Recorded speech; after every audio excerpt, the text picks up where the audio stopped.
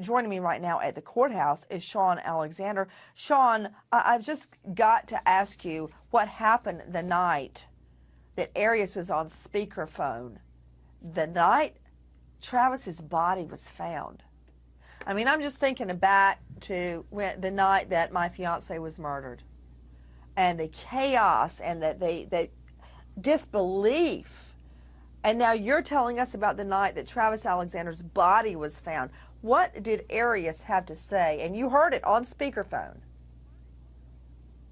Yeah, we got called real late to go out to Travis's house, and my best friend, Brent Hyatt, was there and kept getting phone calls over and over and over again from Jody, and the cops told him not to take it, but, you know, he was friends with her, we knew her, and so we didn't know what was true, what wasn't true, who did what at that point. He had no idea what had happened. We just found out he died, so we didn't know. And he answered the phone, put it on speakerphone, and me and my wife and he were just sitting there and listening to her, and she was just sobbing. What's going on? What's happening? Nobody will tell me anything. Nobody's telling me anything. What's happening? What's happening? Is Travis dead? I hear he's dead. They're saying he's dead. They won't tell me anything. Just and when you originally went out there, you thought that she might have been involved on some level.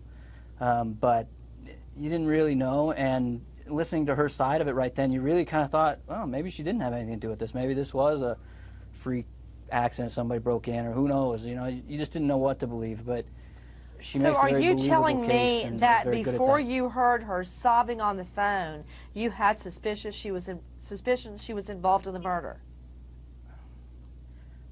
Honestly, I only did just because of what everybody else was saying. And what were they only saying? Met Jody once. What were they saying?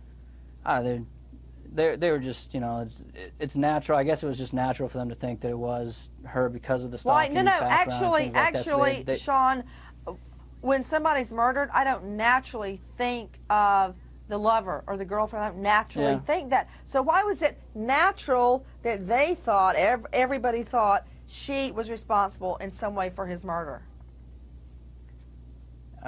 You know, I mean, just with the way that it ended with them and how she was always still involved, and it just seemed like a very strange, weird deal in general. So, you know, I don't know. So hearing her sobbing on the phone that night, you believed her? Yeah, absolutely. So what does that say to you? Why wouldn't I? I didn't know. Yeah. What does that say to you today? She's very convincing. About her believability. Yeah, no.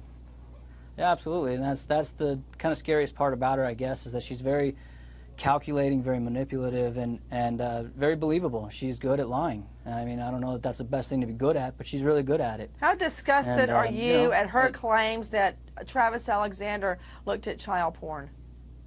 I'm disgusted that she would say that about him. Yeah. That's not true.